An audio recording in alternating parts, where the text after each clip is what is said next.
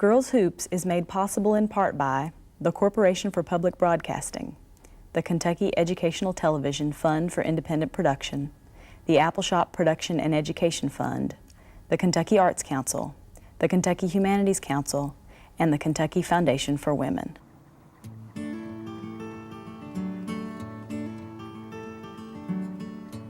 It's girls high school basketball action on the Foxy Sports Network. And a lot of folks in the gymnasium tonight. This is big time. If you can't make it to the gymnasium, you want to tune us in all night tonight. I started when I was in the 5th grade. They had the basketball team at Cowan Elementary. I had always saw my dad watch the Kentucky Wildcats, of course. And plus, too, I loved playing. You get used to everybody in the community knowing you, people coming up to you, you know, and you have no idea who they are, but they know you because they see you on the ball court. It was a year-round thing. We never stopped. You started, as soon as school started, you started into some type of conditioning program. Then practice started. Then you went into the games. You went all summer to ball camps. There was times that you didn't feel like that you could take another step. When you get shin splints and crilled ankles, blisters on top of blisters, but you just had to suck it up and go on, I guess, as they said, or that's what he used to say anyway.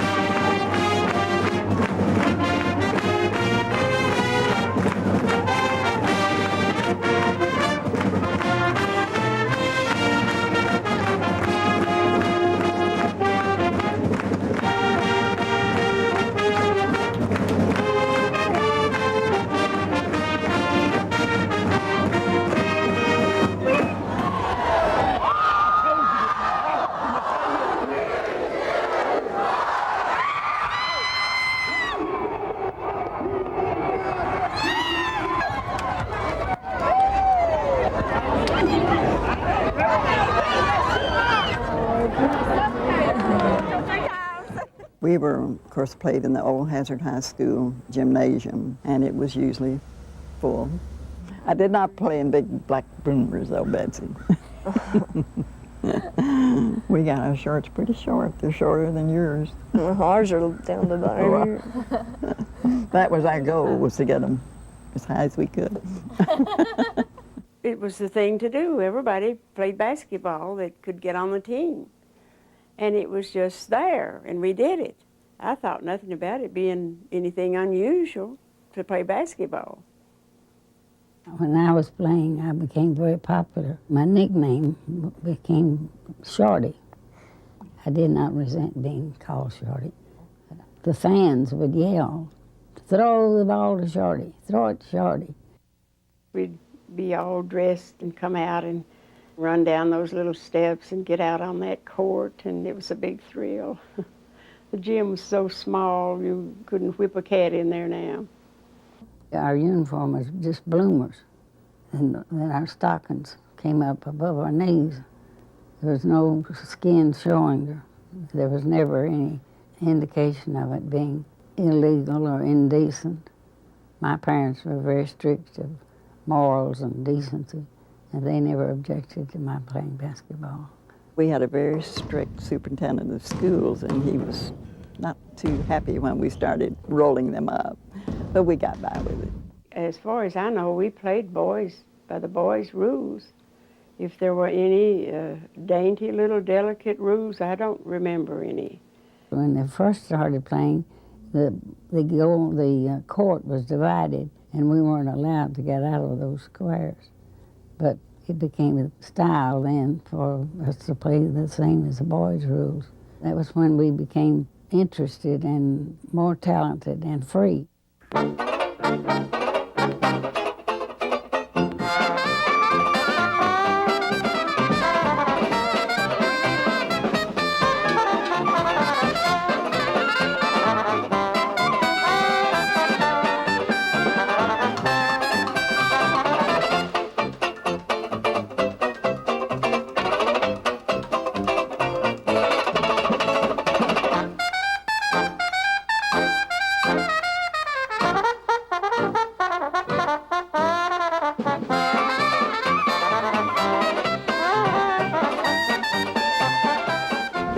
won the state championship was 1930.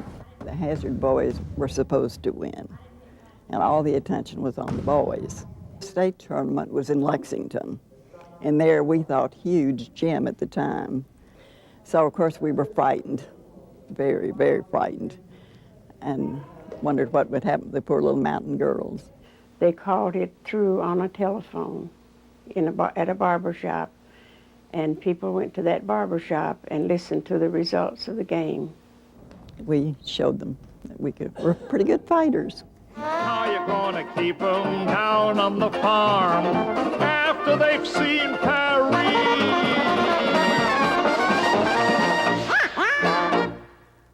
And then, for some reason, girls' basketball was completely wiped out and stopped, not allowed in any school. It just seemed like it just suddenly, we heard the word, no more basketball, and of course we all were devastated.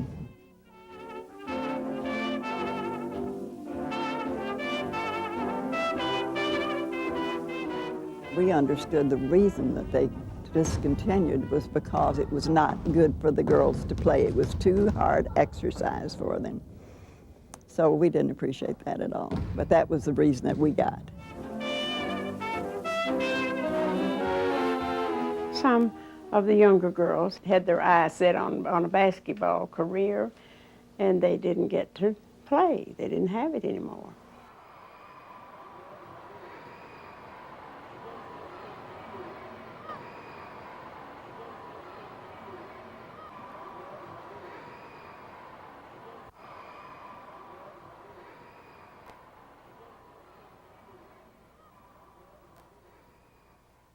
So they stopped girls' basketball for about, they didn't play it in the 30s or the 40s or the 50s or the 60s.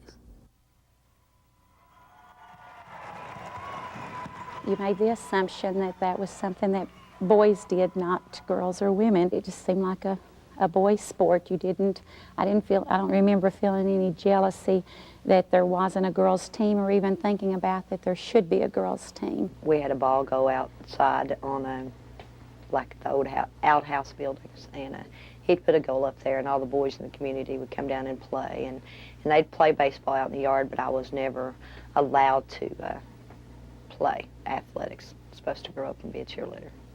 There was a part of me, and I can remember looking back, that was very frustrated and a little sad that something I loved so much I didn't have the chance to do.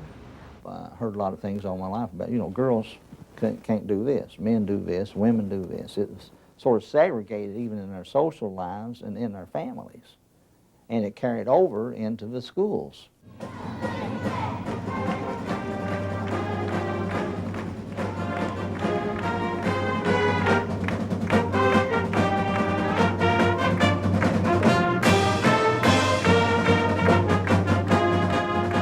So when I was in junior high, I kind of succumbed to social pressure and ran for cheerleader and got it.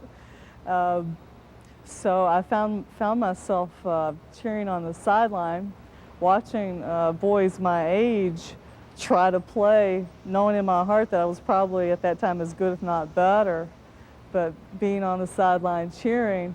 And then I'd find myself with my hands down when I should have been doing something very synchronized with the other girls, that I would catch myself yelling at the ref or yelling at the players to do something which I didn't think they were doing. Geri would inadvertently pick the basketball up and shoot baskets. And Pete at that time wasn't too interested. But he would occasionally, he and Geri would play one-on-one against each other. And Geri got beating him, and then she challenged me, So I'd go out and I guess I would placate her and, play around with her some. Geri would pick my brain. And I often would tell my wife, Geri's learned quite a bit about the game. I sure wish she was a boy, and in those days. After the boys' high school game would be finished and my dad would be talking, I'd get out there on the court and make shift. We'd make balls with Coke cups and cans or what have you and play. Dickie Parsons, assistant UK coach, said to Pete, he said, "Who is that girl down there?" He pointed down the far end of the gym. And I turned and looked, you know, wasn't even thinking about it. I said, "Well, Dickie, you know her, that's Geri." He said, "Is that little Geri?" I said, "Yeah, that's Geri." He laughed, he said, "I'm telling you the truth. She's beating the tar out of those boys." Said she can flat out play. And that was really the first time that I had really become aware of her ability. The high school basketball coach wanted Geri to come out for boys' team her sophomore year. Well, this legislator from Perry County, his mother played at Hazard High School. When I was in the legislature in the early 70s, I recognized that participation in sports in school was important for everyone for what was supposed to be the original reason, to teach you how to keep healthy and stay fit. On account of me. I was... The state passed this bill that said there shall be opportunities for girls to play high school basketball in the state of Kentucky, period.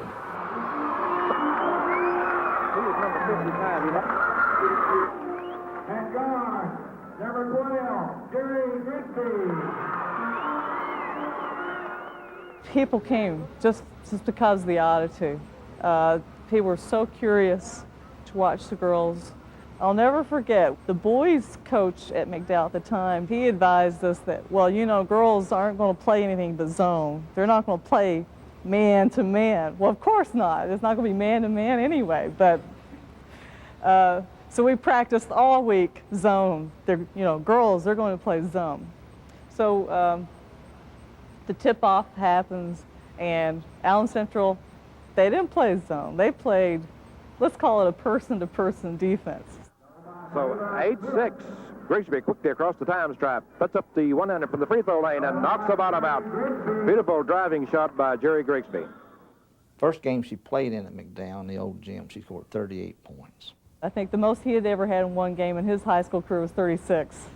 So I had to take that, you know, and that was fine. I didn't care as long as it was my daughter who broke the record. So Geri Grigsby breaks the ice for the McDowell Rebelettes, or rather Daredevelettes. Long pass down to Grigsby, goes in for the layup. She's got it. Geri hits the free throw. So that's 3 in a row. Pete, she can shoot free throws better than you could. That's absolutely right, Roy. She can hit 75, 80% easily. Grigsby drives the length of the court, puts it up, got it. Geri Grigsby, all-state guard for McDowell, the state's leading scorer, has scored over 4,000 points in her career. When it was sanctioned and we all knew that we were going to have teams, it was really refreshing. It was quite different from what it is now. From the beginning of the year to the end of the year, you could see so much improvement in your players. You would think it was tremendous, and so it was very rewarding. Although I do think that the longer that it evolves, I think it made the sport more competitive.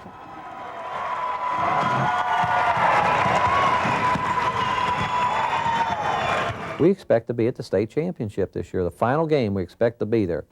And when we get there, we expect to win it. And those expectations are what these girls have, too. We had a Pee Wee team, and I just played on it till I was in 3rd grade. It keeps you out of trouble. It helps you meet more people, make more friends.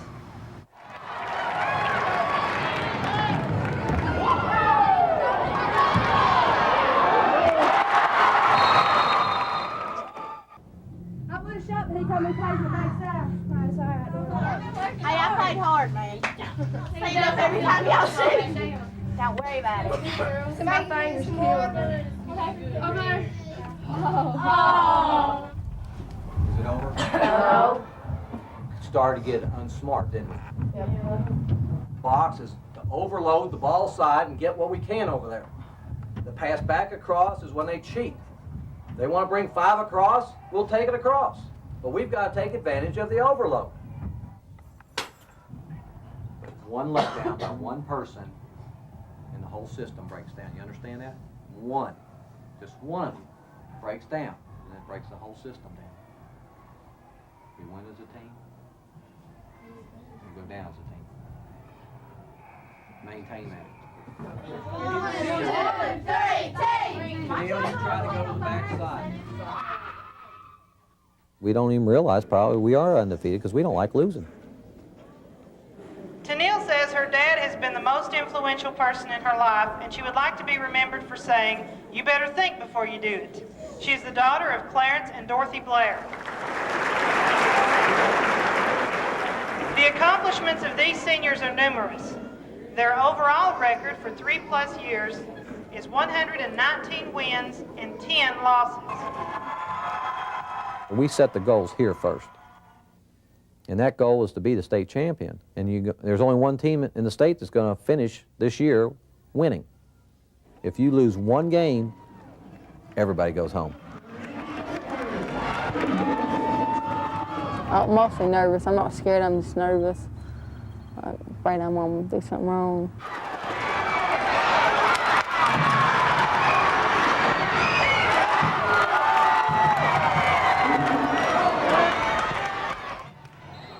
We should have set the ball up, worked it around, got it inside.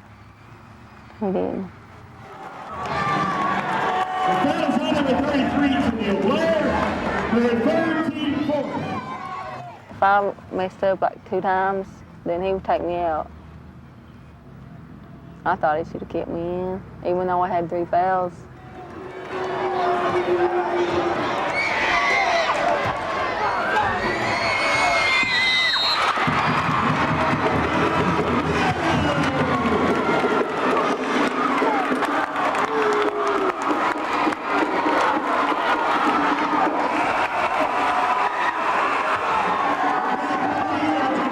Whenever you get like that, get excited and nervous at the same time, you usually mess up a lot.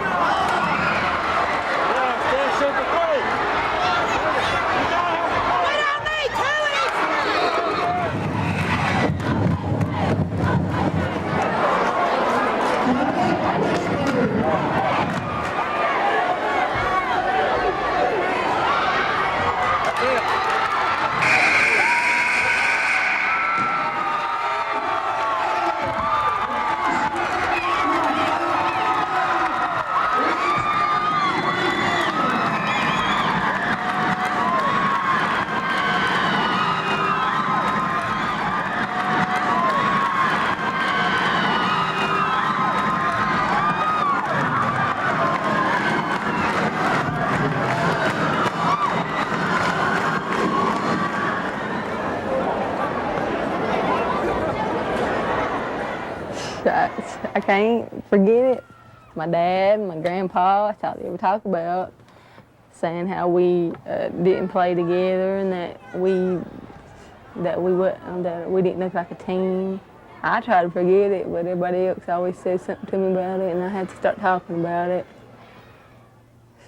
It makes me mad because they always, throw it in their face because they say, "Oh, whites were supposed to be real good. Y'all didn't even make it to the finals," stuff like that. I'm like, you get pretty tired of it sometimes.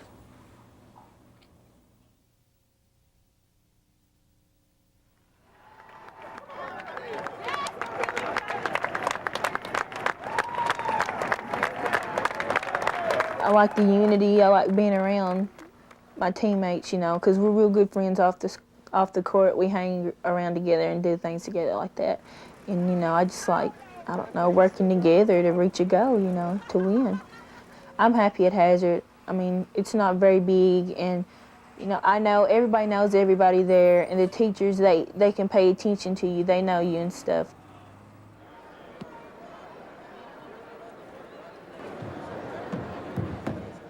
We were really nervous. We pretty much calmed down on the ride to the gym and everything, but, we got there and we saw that huge gym.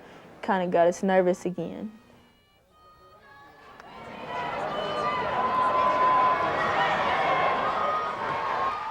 I get so excited at games. You can hear my mouth all over the gymnasium. I'm fussing at the referee, and my little girls are running around, and everybody knows how into the games I get because I keep her stats and stuff. She left her job today to come down and watch. I never watched girls before she started playing, and it really surprised me. The guys at school and some of my friends, they'll tease me, you know, they'll call me superstar and stuff like that. Kind of makes you feel bashful, but then kind of helps build your self-esteem.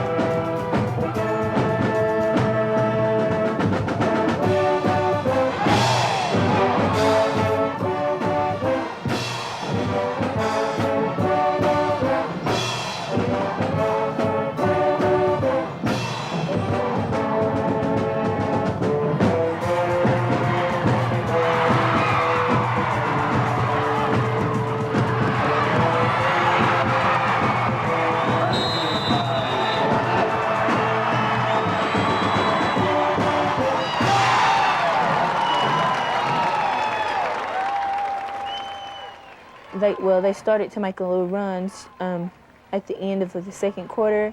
I was a little tired, you know, and I thought we were all kind of tired and worn down. We were kind of getting a little bit nervous, you know. We was kind of rushing things, and so we got out there and we just fell apart. We couldn't get an offense going or anything. I think the reason we lost is because we turned the ball over entirely too much.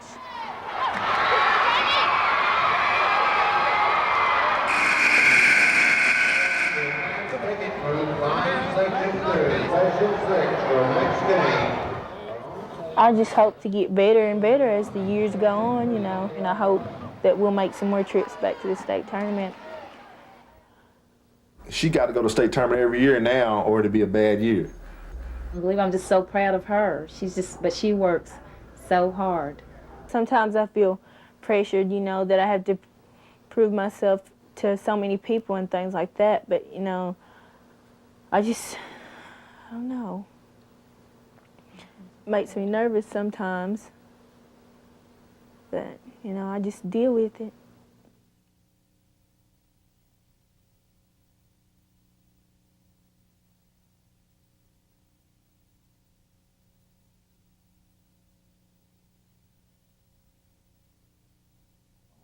So we have 2 trophy cases of retired jerseys at our school with the summary of their accomplishments and their pictures in the trophy cases.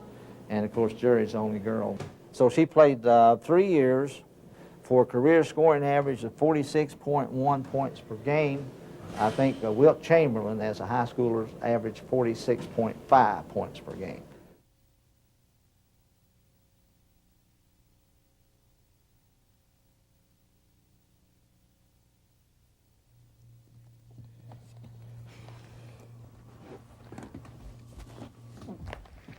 Well, I know I miss playing ball, but I miss my friends and stuff. But mostly basketball, because that was the best thing to have.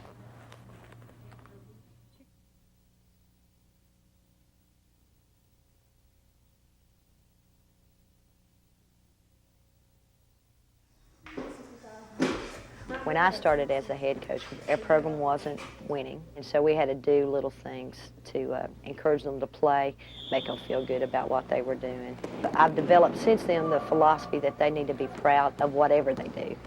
So winning is important, but it's more important for me and for them that they feel good about how they play. Like Betsy's shirt says, basketball is life, and I don't know that basketball is life, but I do think there are a lot of things that come from basketball that you can use in your life because it helps you grow up. It does help you grow up, and you get discipline. And you have to learn to be a good loser as well as a good winner. If she wants to be, she may be the next generation. I don't know. I'm not going to force her. If she wants to play, she can. If she doesn't have to. I'd like to see her do so, though. I was real fortunate and I had a really successful high school career, but I think what transcends all that was just getting to play. It was just getting to play which meant the world to me.